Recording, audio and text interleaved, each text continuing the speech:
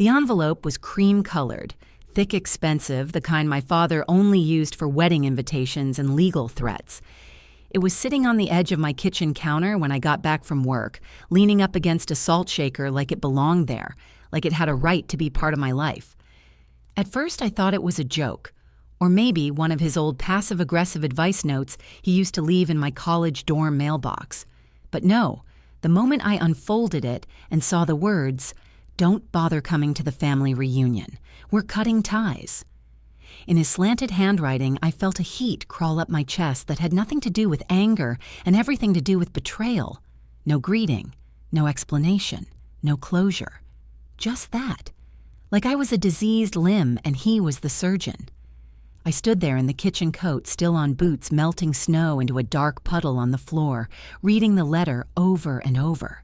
My fingers were shaking, not from cold, but from memory. Because this wasn't just any letter. This was my dad, the man who taught me to ride a bike on our cracked driveway in upstate New York, who once stayed up with me all night, building a Pinewood Derby car for Girl Scouts, who made me believe that no matter what, I was part of this family, telling me I was no longer welcome. I sat down hard on one of the wooden stools and felt my knees buckle emotionally, like some hidden wire inside had finally snapped. I didn't cry, not yet. I just reached for my phone, opened the message app, and typed one word, understood. No punctuation, no flourish. I hit send. And with that, something inside me, something I hadn't even realized was there, clicked into place. There was silence in my apartment. The kind that feels like it's listening, like the walls themselves are waiting for your next move. I got up, slowly, deliberately, walked over to my small home office, opened my file cabinet, and pulled out the manila folder labeled Greenwell Family Holdings. My name was on that folder, on the incorporation documents, on the business loan my father had taken out 4 years ago, back when he couldn't qualify without a co-signer. Back when he looked me in the eye and said, "You're the only one in this family who understands responsibility," and now I was apparently too toxic to invite to a barbecue. I took a long, slow breath.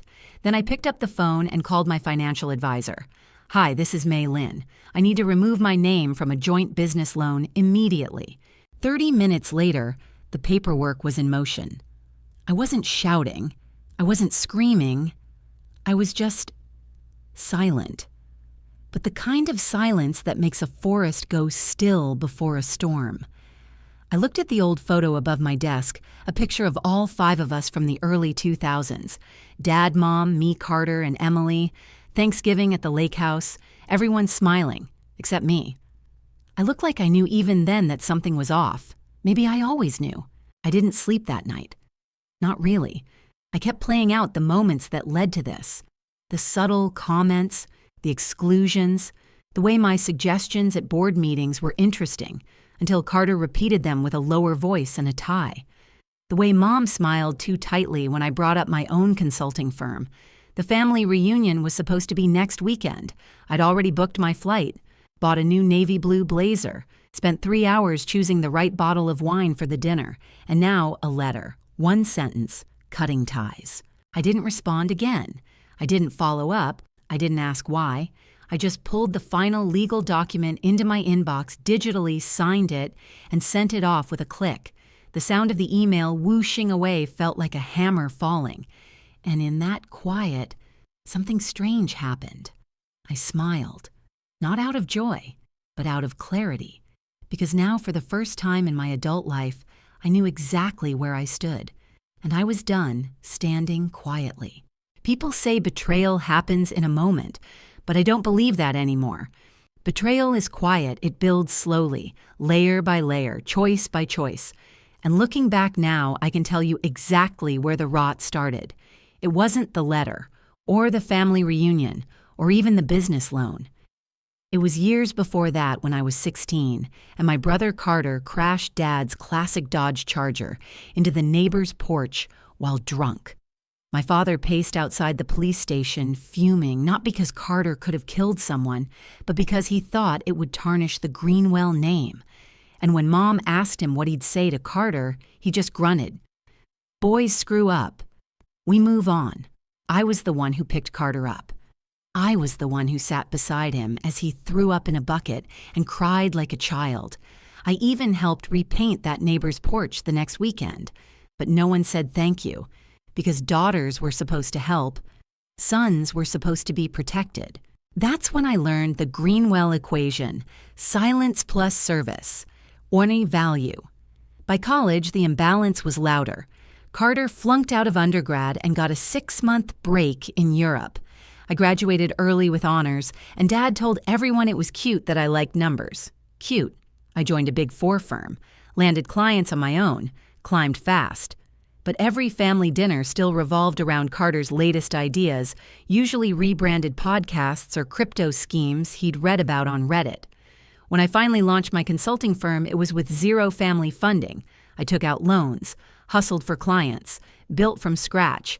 And even then, Dad pulled me aside at Thanksgiving and said, "Make sure you don't forget your family when you start earning real money." I laughed like it was a joke, but something sank in my stomach, because I knew he didn't mean Carter. He meant me.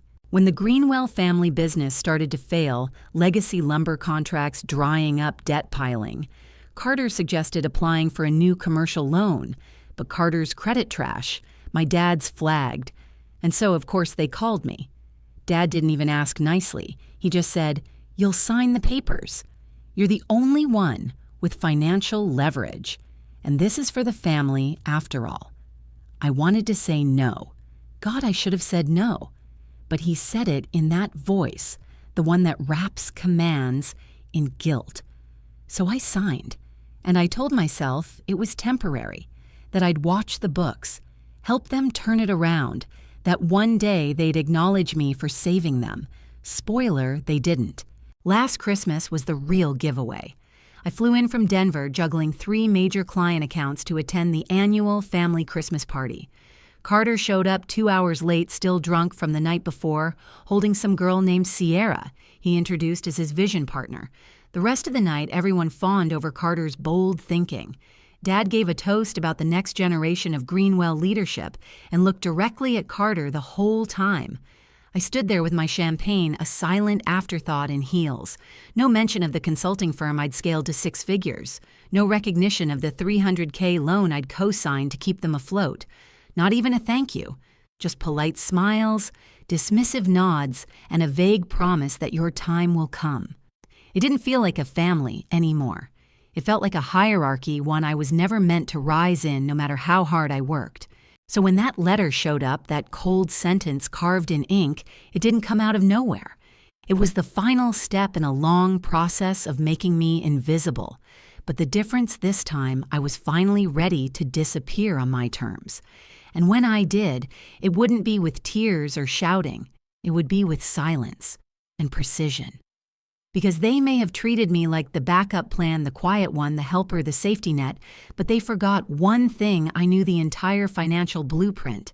And if they were cutting ties, they better be ready to stand on their own. The day everything truly cracked wasn't in private. It was at a board meeting. Technically, it was a family strategic planning dinner, their term for slapping together an agenda at Olive Garden with wine breath and fake smiles. I had flown in from Denver again. Against my better judgment, I should have trusted the tightness in my chest when I booked that ticket. There were 12 of us seated at the long table, Dad at the head, Carter, at his right hand like some dollar store prince, and the rest of us filling in the roles of pretend equity partners. I wasn't even listed on the website anymore. My name had quietly disappeared from the executive profiles, but I was still legally on the loan. That, of course, hadn't changed. Dad started with a little speech, his usual: legacy, community, the Greenwell name. I stirred the ice in my water glass and tuned him out halfway through. And then came the pitch. Carter stood up and began clicking through a ridiculous PowerPoint on a crusty old laptop. Something about pivoting the lumber business into green vertical modulars. He used phrases like impact forward and supply chain disruption like he understood them. I held back a laugh. He'd copied half the deck from an article I had posted on LinkedIn 3 weeks earlier, word for word. And then, like a car crash in slow motion, Carter finished with, And with our strategic partners and financial backers in place, we'll push for the next round of expansion, without any further interference or confusion. I blinked. Interference. He looked right at me, smiled. It wasn't a business smile, it was a warning. That's when I realized what this was. They were setting the stage, making it look like I was the one causing confusion. So when I was officially removed from the board, from the decision-making from the family, it would seem like a logical business move. Dad clinked his glass. "Well," said son. No one looked at me. No one even glanced. Not until I cleared my throat. I didn't say much. I just asked one question. "Just to clarify, are you proposing this expansion using Greenwell Family Holdings' existing collateral?" The loan, I co-signed silence. Carter's face tightened. Dad's smile turned stiff. "You don't need to worry about that," he said quietly, sipping his wine. I nodded once. "Right." I didn't raise my voice. Didn't argue. I just stood up and left. When I got outside, I leaned against the brick wall of the restaurant and stared into the parking lot. A little boy across the street was pulling at a balloon string, laughing. His mom held his hand as they crossed toward the bus stop. For a moment, I envied their simplicity. No lies, no loans, no betrayal wearing a family crest, just wind and string and trust. My phone buzzed, a text from Carter. "Next time, try not to make it about you. Some of us are actually building things." I stared at it. My hands clenched so tightly my nails left crescent moons in my palms. I didn't reply. I didn't need to. Because in that moment, in that thin slice of humiliation served in public and washed down with smugness, something in me broke. But not the kind of break that leaves you weeping, the kind that hardens. Back at the hotel, I opened my laptop. I still had admin access to our internal financial systems. Not for long, I figured. I downloaded everything: loan agreements, investment summaries, term sheets, even emails Carter forgot I was CC'd on. Then I logged out. The next morning, when my flight took off at dawn, I watched the clouds blur across the window and said nothing. But I made a promise to myself, right then. They would not use my name to build their future while erasing my worth. When I landed back in Denver, I didn't call anyone. Not Chloe, not Mom, not even my therapist, who'd been gently warning me for years that my family's chaotic patterns weren't temporary. They were systemic. Instead, I went home, tossed my luggage at the foot of my bed, pulled the blackout curtains, took off my watch and turned off every notification on my phone. Then I just stood there. In the silence, the kind that felt like molasses, heavy, sticky, dense. It wrapped around me, and for the first time in a long time, I let it. No more dinners, no more compromise, no more pretending I wasn't watching them build empires with the scaffolding of my labor while telling me to smile quieter and clap louder. I opened the closet and pulled out an old canvas duffel bag, the one I used to carry back and forth from client cities, when I still believed I had to prove myself to everyone.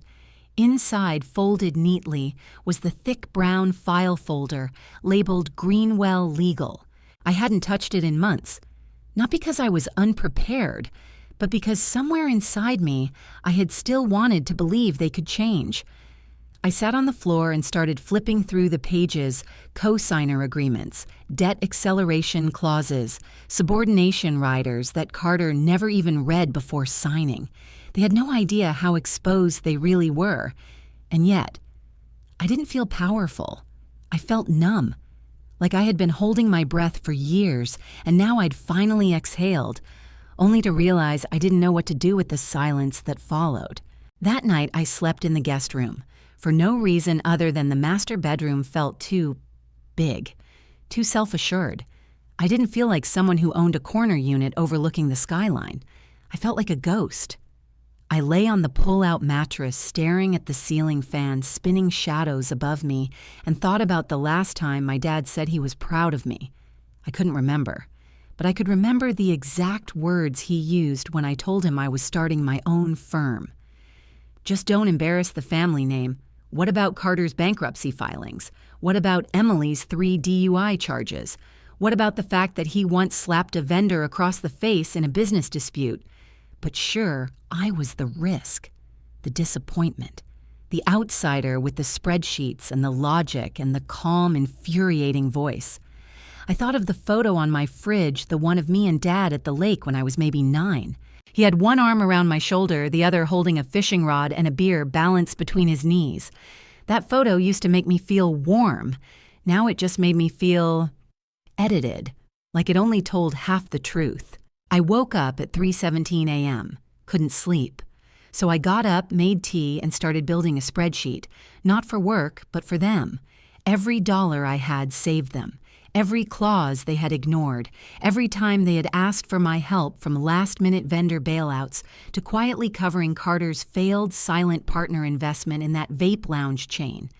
I color-coded it, line by line, yellow for indirect favors, red for financial risk, blue for public humiliation. It was more therapeutic than I expected. By dawn, I had a document titled Greenwell Reckoning sitting neatly in my Google Drive. No one else had access to it yet. But that would change. Soon.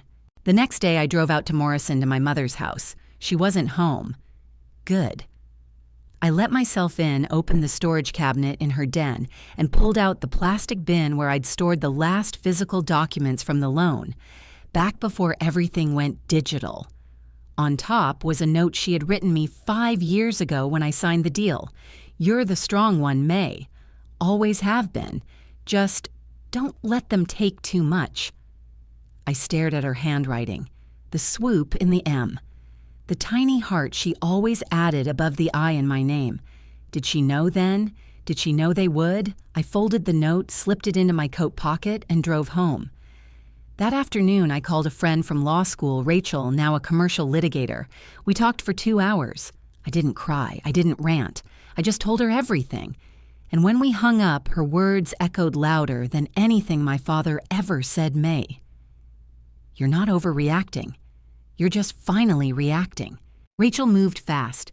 By Monday morning, I had 3 names: a forensic accountant, a quiet investigator who used to work IRS fraud, and a retired SEC compliance officer who owed Rachel a favor. That same afternoon, we met in my office. Not a boardroom. Not a fancy glass-walled startup hub. Just my small consulting firm's war room, a converted guest bedroom with 3 laptops, 2 whiteboards, and more coffee mugs than any one person should reasonably own. We didn't talk about revenge. We talked about patterns, about financial leverage, about what happens when you treat the most competent member of your family like a silent wallet with no opinions. I printed out the spreadsheet I built that night on the floor, taped it to the wall, line by line, red, yellow, and blue. The data didn't lie. Neither did the memory of Carter's face when I asked about the loan collateral at Olive Garden. This wasn't rage anymore. It was math. I started with the bank. Not a dramatic scene, no shouting or confrontations, just a calm phone call. I asked to speak with the loan officer who'd overseen Greenwell Family Holdings' commercial line of credit. We spoke in code, carefully. I inquired about risk thresholds and co-signer liabilities in the event of insolvency. She was professional, but I heard it in her voice, the hesitation. Something wasn't right on their end either. That night, Rachel emailed me a draft. Subject line, rescission and withdrawal. Greenwell Joint Financial Instruments. It was only 6 pages long, but those 6 pages were the quiet start of a legal storm. Meanwhile, Chloe, my COO and oldest friend, came over with Thai food and 3 bottles of Riesling. "You sure you want to go through with this?" she asked, halfway through a spring roll. I nodded. I was sure the second I read that letter. She leaned back, studying me. "You're scaring me a little," she whispered. "Why? Because you're calm. That kind of calm only happens when someone stops hoping." She wasn't wrong. There was no more hope left in me that my father would call and apologize, that Carter would wake up and realize I wasn't his administrative assistant with a shared bloodline, that Mom would send a real message, not a sad emoji in the family group chat. There was just forward motion now, and truth. I started documenting everything. Emails, voicemails, Old texts where Dad said things like, "We'll make it right once Carter stabilizes." Spreadsheets where line items labeled consulting were really money funneled into his failing side hustle. They left digital fingerprints everywhere, and I knew how to read them. For the first time in months, I started waking up with purpose again. Not bitterness clarity. I changed my locks, upgraded my cybersecurity systems, contacted 2 old friends in PR not to launch anything, just to be ready, just in case. Because when families like mine get desperate, they don't apologize. They spin. And then something strange happened. I stopped checking my phone. I stopped flinching when a group text lit up. I started sleeping through the night, dreamlessly. Each small win, a clause, reviewed a document, filed a new name, added to the trust inquiry, was like adding a brick to a wall I didn't even realize I needed between me and them. A wall made of law and evidence and indifference. Still no one from the family reached out. No apology, no angry phone call, just silence. And that suited me fine, because I wasn't planning a public war. I was just planning to walk away completely. But they didn't know that. Not yet. They still thought I was waiting for an invitation back in. They still thought they had leverage, and that miscalculation that was going to be their undoing. There's a special kind of power in being underestimated. It's not just about proving people wrong, it's about watching them get comfortable in their delusion while you quietly unscrew the bolts beneath their pedestal. That's what the next few weeks became. Every time Carter posted on LinkedIn about his leadership at Greenwell Holdings, I smiled and archived another email for evidence. Every time my dad sent out another investor update, bloated with projections I knew were cooked, I screen captured every slide. And all the while, I said nothing. Not to the family, not to mutual contacts. Not even when one of my clients forwarded me a pitch deck Carter had sent using a document I authored, stripped of my name naturally. I didn't call him out. I just added it to the file. The rescission paperwork went through. Clean, quiet, legal. My name, the very thing holding up their liquidity agreement, was formally withdrawn from all co-signed business obligations, thanks to a clause I buried in the loan terms 4 years ago, back when I still believed they might try to pin something on me one day. Rachel called it strategic foresight. I called it being my father's daughter, but better at it. The moment the loan officer confirmed the rescission, I felt a weight lift from the back of my ribs, like I'd been walking around with a loaded weapon strapped to my spine and had finally disarmed it. Still no word from them, but I was watching. Their systems were starting to buckle. Without my name, Greenwell Holdings' available credit dropped by over half. Vendors were now reconsidering terms.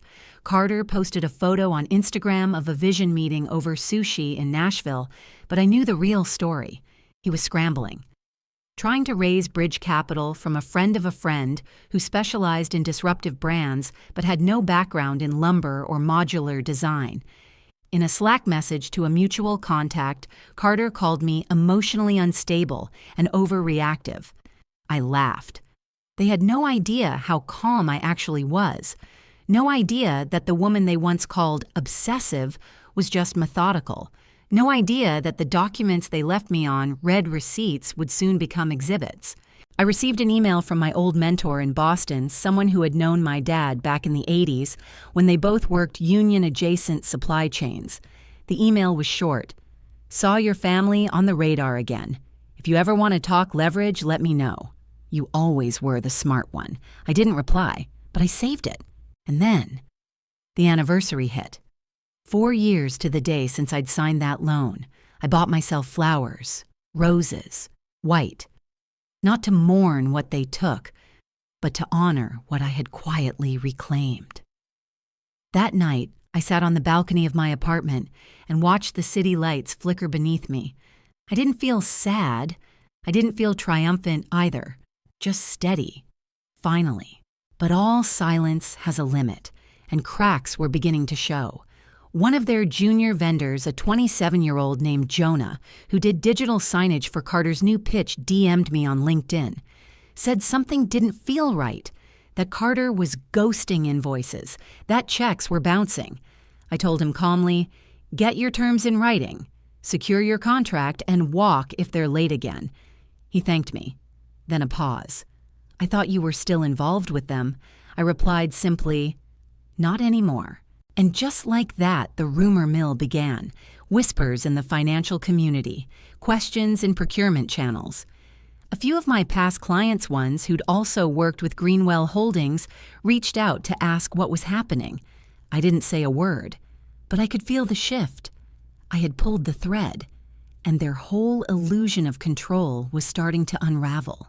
It started with a voicemail from Carter. His voice was tight, clipped the kind of professional, friendly tone you hear when someone's trying to pretend their life isn't in free fall. "Hey, May, listen, I think there's been some kind of miscommunication. I wanted to talk, maybe catch up. We should align on some things, a few updates, nothing urgent." I didn't respond. 3 days later, another voicemail, this time shorter, sharper. "Hey, you've made things complicated. That loan is technically still linked to operations. And look, I just think you're being reactive. Can you call me back?" I stared at my phone like it was an insect I didn't want to touch. Reactive Carter had always used that word when I stopped doing free emotional labor, when I asked follow-up questions, when I dared to have boundaries. I deleted the voicemail, but I didn't block his number, because watching him unravel in real time was educational. A week later, I was mid-session with a new client when I got an email with the subject line "Urgent Partnership Documentation." Please review. It was from my dad. The first direct communication in months. I clicked it open, attached a draft of an addendum, hastily written, legally void. It attempted to name me as a historical co-signer only and shift responsibility for ongoing debts back to me, retroactively masked under language about family fairness and legacy rebalancing. I closed the tab, sat back, and laughed. The nerve. They were trying to reconnect my name not for emotional closure, not for reconciliation, but because their books were bleeding out and banks were circling like vultures. This wasn't about family, this was about survival. Their survival. Rachel filed a formal notice the next day. Cease and desist.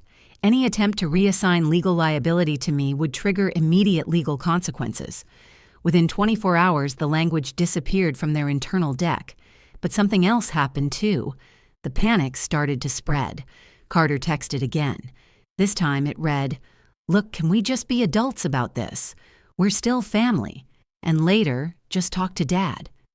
He didn't mean the letter. It was heat of the moment. I didn't answer, because I knew what was coming. It came 3 days later. I was grocery shopping when my phone buzzed. It was Mom. 78 missed calls. Not all at once, but spread over a single 36-hour period. She left voicemails, each one sounding more desperate than the last. "May, sweetheart, call me back. Your father didn't mean what he wrote. He was just stressed. We need to talk. There's some confusion with the accounts. Please, May. Please." Then came the emails. One from Dad. The subject line, "We need to talk." I stared at the screen in the cereal aisle while the tinny overhead music played Elton John like it was mocking me. The thumbnail text, all of it, had come true. My dad left a ladder, "Don't bother coming to the family reunion, we're cutting ties." I just texted back, "Understood." Then I quietly pulled my name from the family business loan. 36 hours later, 78 missed calls from Mom, a series of panicked emails from Dad. "We need to talk." I didn't reply, not yet. I stood in the aisle and let the cold air from the freezer section drift up my arms. Let myself feel the shift. I wasn't their safety net anymore. I wasn't their scapegoat. I wasn't even the black sheep. I was just gone. And in that absence, they were finally seeing the shape of what I'd quietly held together all these years. But they were too late. The foundation was already crumbling. The letter had been burned into my memory. But it was the silence after that made the impact. The world didn't stop when my dad wrote me off. It just got quieter, clearer, and then louder again, but this time from them. After the panicked emails, there was a flurry of activity behind the scenes. Rachel forwarded me 2 filings that Carter had tried to push through under a new LLC shell. He was trying to shift debt fast, but he made a rookie mistake. He used the old IP from Greenwell Holdings. That triggered an audit flag. The bank started knocking, and in a matter of days, the game changed. It was a Thursday when I got the subpoena. Not for me, but for documents I had archived. Evidence, communications, files they thought I'd never kept. They were under formal review. Apparently, one of their secondary investors, a quiet equity partner out of Nashville, had launched an internal inquiry after numbers didn't match. And guess who was on the original deal memo? Me. Guess whose name wasn't on the illegal restructuring proposal? Me. Guess who held every clean time-stamped record in her little Denver apartment? Yeah, me. The hearing wasn't public, but it wasn't small either. A mediator, 2 bank reps, and 3 investor liaisons sat around a polished oval table in a room that smelled like cold steel and stress. I didn't wear black. I wore charcoal gray, professional, neutral, unshakable. When Carter walked in, his face drained. Not because I was there, but because I looked fine. He sat down like he was the one doing me a favor. My father didn't come. He sent a letter through counsel stating health complications and family tension as reasons for his absence. No apology, just distance. Classic. The bank reps began. Terms, timelines, discrepancies. Then they turned to me. Ms. Lynn, would you be willing to confirm your withdrawal date and produce documentation related to your removal as co-signer? I slid the folder across the table. Every form, notarized, time-stamped. Rachel had triple-checked it. The senior rep opened it, flipped through, and nodded. Then he said something I'll never forget. This clears Ms. Lynn of all obligations. In fact, it appears the Greenwell family attempted to re-leverage her name without consent after formal rescission. The room froze. Carter tried to speak, blurted something about miscommunication legacy intent, and how May's our sister, she always helps. The mediator cut him off. Intent is irrelevant. The documents stand. I watched him shrink an inch. Not physically, existentially. Like he finally realized the mirror was facing back at him. Afterward, in the hallway, he caught up to me. May. I'm sorry. I didn't know it would go this far. I looked at him, looked through him. You knew exactly how far you were willing to go, I said quietly. You just didn't think I'd move first. His face twitched. So that's it. You're done with us. I didn't answer. Not with words. I just turned and walked away, heels echoing in the sterile corridor like punctuation marks. When I got back to my apartment, there was a message waiting. Not from family. From Jonah the vendor who had warned me months earlier about Carter's invoice behavior. He'd been contacted by the same Nashville investor who triggered the review. They were restructuring. Clean slate. New board. New ethics officer. Jonah had been offered a senior position. He messaged, I owe you. You were the one who told me to walk. And now, I'm not just walking, I'm building. I smiled, because that's what they never saw. I wasn't trying to burn anything down. I was planting something better, just somewhere else. Carter lasted exactly 11 days after the hearing. The Nashville investors cut him loose under a clause labeled breach of internal ethics. No fanfare, no confrontation, just a 48-hour notice to clear his desk and a quiet escort out of the building. Word spread fast. Even in our industry, where deals happen behind closed doors and loyalty is performative, there was something poetic about how quickly the dominoes fell. He lost access to all client communication channels. The LLC Carter secretly created was dissolved under suspicion of misappropriating funds.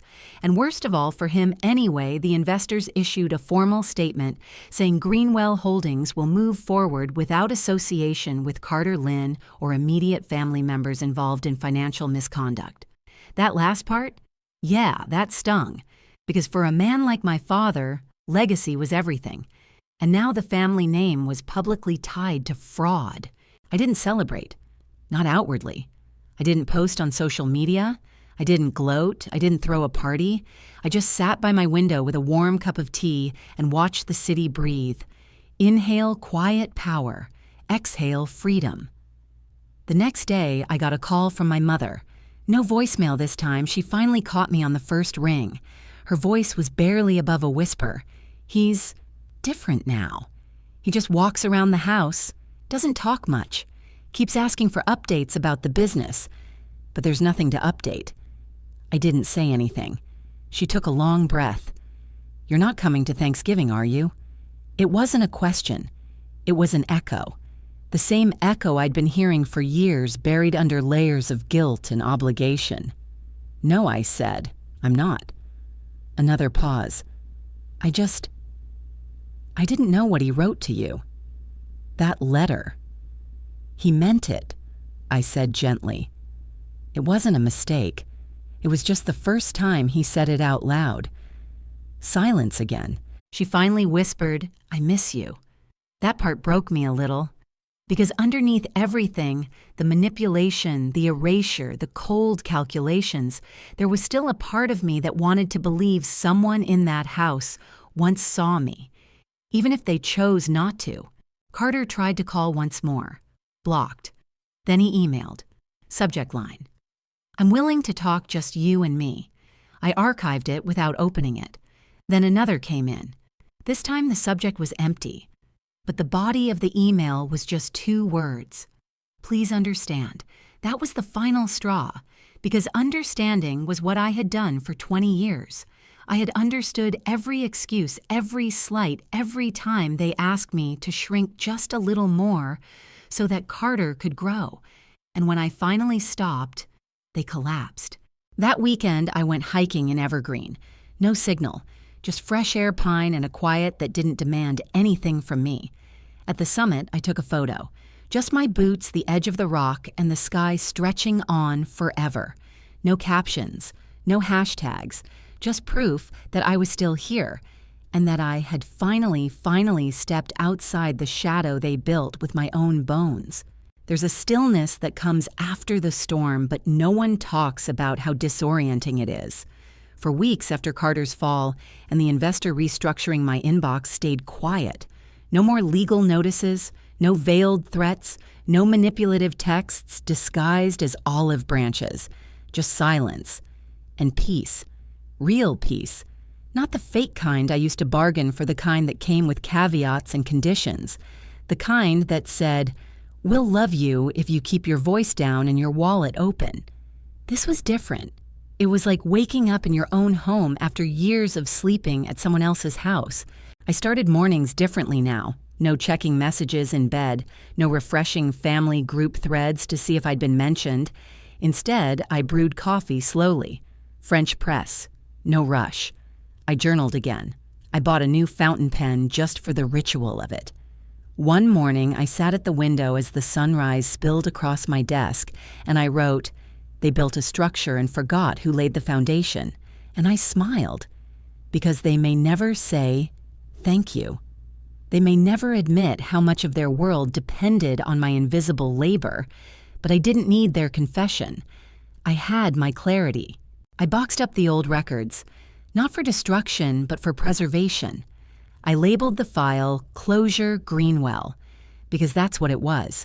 Not revenge, not triumph, just the end of a chapter written without me in mind, finally being edited with my truth.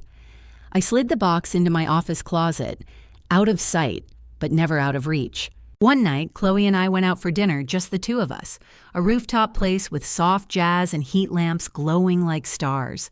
She raised her glass halfway through the meal and said, "You know what? The best part is?" I shook my head. "They still don't get it. You didn't destroy anything. You just stopped holding it up." I sat with that. Let it soak in. She was right. I hadn't burned the house down. I'd simply walked out. And once I wasn't there to brace the walls and patch the leaks, the whole thing caved under its own weight. They did that, not me.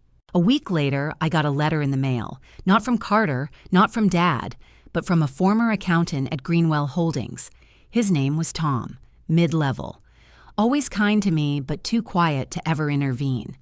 The letter read, "I always knew you were the one keeping them honest." I should have said something sooner.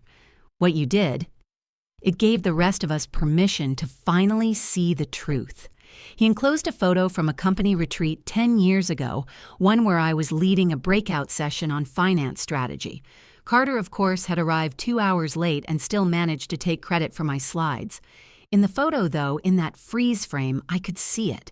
The way the others were leaning toward me, the way I held the room, the way I didn't yet know they'd try to erase me and I didn't yet care. It was the last version of me who still believed in being enough for them. And maybe it was the version that planted the seed for who I am now. The letter came on a Monday morning tucked inside a navy envelope with no return address.